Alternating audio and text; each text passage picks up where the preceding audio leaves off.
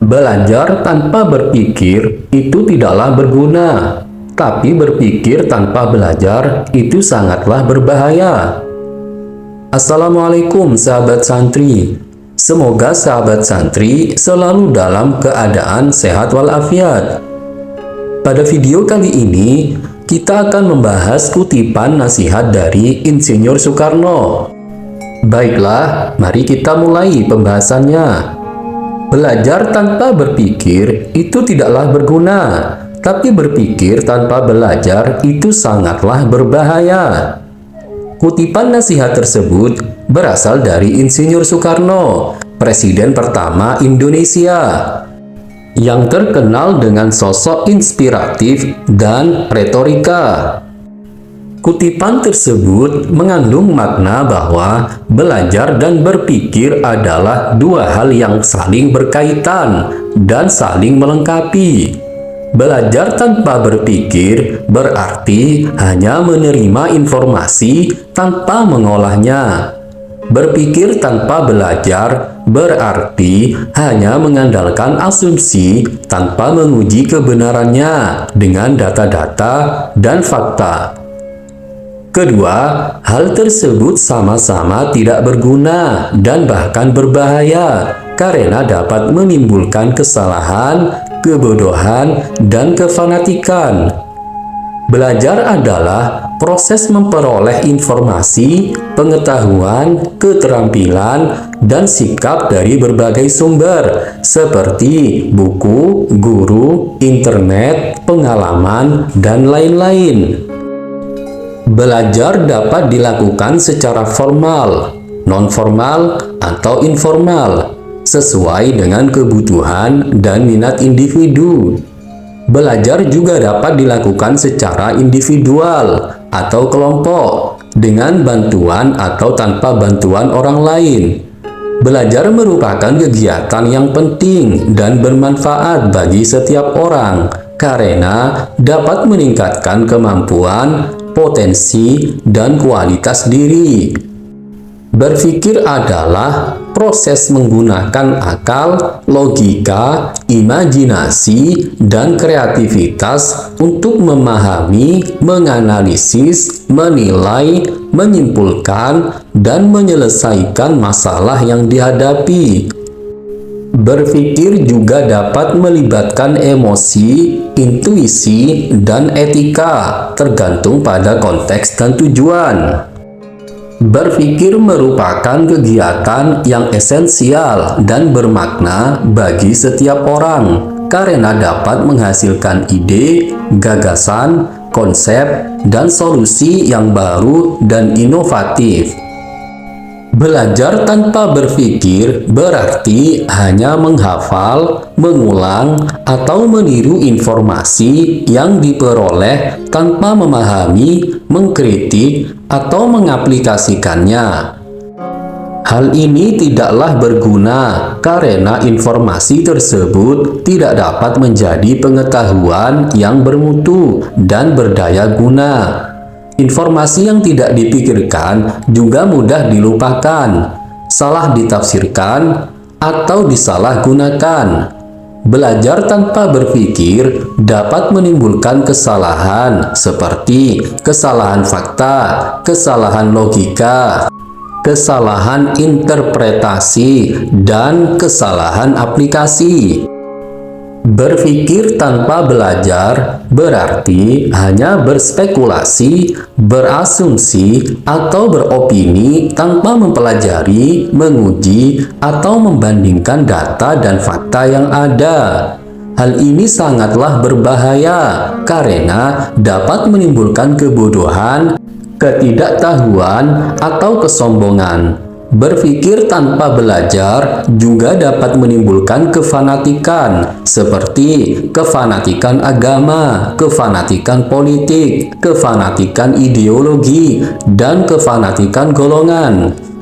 Oleh karena itu, belajar dan berpikir harus dilakukan secara seimbang dan harmonis. Belajar harus diikuti dengan berpikir, agar informasi yang diperoleh dapat menjadi pengetahuan yang bermutu dan berdaya guna. Berpikir harus didasari dengan belajar agar ide, gagasan, konsep, dan solusi yang dihasilkan dapat sesuai dengan data dan fakta yang ada. Belajar dan berpikir merupakan dua sisi mata uang yang tidak dapat dipisahkan, karena keduanya saling melengkapi dan saling memperkaya. Belajar dan berpikir merupakan dua kunci utama untuk mencapai kecerdasan, kebijaksanaan, dan kesejahteraan. Baiklah, untuk pembahasan berikutnya, kita akan belajar bagaimana cara meningkatkan kemampuan berpikir kita. Yuk kita mulai belajarnya. Kemampuan berpikir kritis adalah kemampuan untuk mengumpulkan dan menganalisis informasi untuk menarik kesimpulan yang objektif, logis, dan bermanfaat. Berpikir kritis sangatlah penting untuk menyelesaikan masalah dan mengambil keputusan dan mengembangkan diri. Berikut adalah beberapa cara untuk meningkatkan kemampuan berpikir kritis Anda. Yang pertama adalah berlatih mendengarkan secara aktif. Mendengarkan secara aktif berarti memperhatikan apa yang dikatakan orang lain tanpa menghakimi, menyela, atau menyimpulkan terlalu cepat. Dengan mendengarkan secara aktif, Anda dapat memahami sudut pandang, argumen, dan bukti orang lain dengan baik. Yang kedua, banyak bertanya. Bertanya adalah cara untuk mengeksplorasi, mempertanyakan, dan memperdalam pemahaman Anda tentang suatu topik. Bertanya juga dapat membantu Anda mengidentifikasi asumsi, bias, dan kesalahan dalam berpikir. Anda dapat menggunakan pertanyaan seperti apa, siapa, kapan, di mana, mengapa, dan bagaimana. Ketiga, coba pahami sudut pandang orang lain. Berpikir kritis membutuhkan pikiran terbuka, yang berarti bersedia menerima dan mempertimbangkan pandangan yang berbeda dari pandangan Anda. Dengan memahami sudut pandang orang lain, Anda dapat memperluas wawasan, mengurangi prasangka, dan menemukan solusi yang lebih inklusif. Yang keempat, mempertimbangkan pandangan ke depan. Berpikir kritis tidak hanya tentang apa yang terjadi saat ini, tetapi juga tentang apa yang mungkin terjadi di masa depan. Dengan mempertimbangkan pandangan ke depan, Anda dapat merencanakan, memprediksi, dan mencegah risiko, serta memanfaatkan peluang. Yang kelima, pahami proses mental Anda. Berpikir kritis juga melibatkan introspeksi, yaitu mengenali dan mengevaluasi proses mental Anda sendiri. Dengan memahami proses mental Anda dapat mengetahui kekuatan, kelemahan, dan area perbaikan Anda dalam berpikir. Anda juga dapat mengembangkan keterampilan seperti berpikir analitis, berpikir kreatif, berpikir lateral, dan berpikir reflektif. Keenam, memiliki seorang mentor. Mentor adalah orang yang dapat memberikan bimbingan, saran, dan umpan balik kepada Anda dalam berpikir kritis. Mentor dapat membantu Anda mengembangkan keterampilan, menantang asumsi, dan memberikan perspektif baru. Anda dapat mencari mentor dari lingkungan Anda, seperti guru, dosen, atasan, atau rekan kerja. Yang ketujuh, berlatih secara teratur. Seperti keterampilan lainnya, berpikir kritis membutuhkan latihan yang teratur dan konsisten. Anda dapat berlatih berpikir kritis dengan membaca, menulis, berdiskusi, berdebat, bermain permainan, atau menyelesaikan teka-teki yang melibatkan logika, analisis, dan kreativitas. Demikianlah cara untuk meningkatkan kemampuan berpikir kita.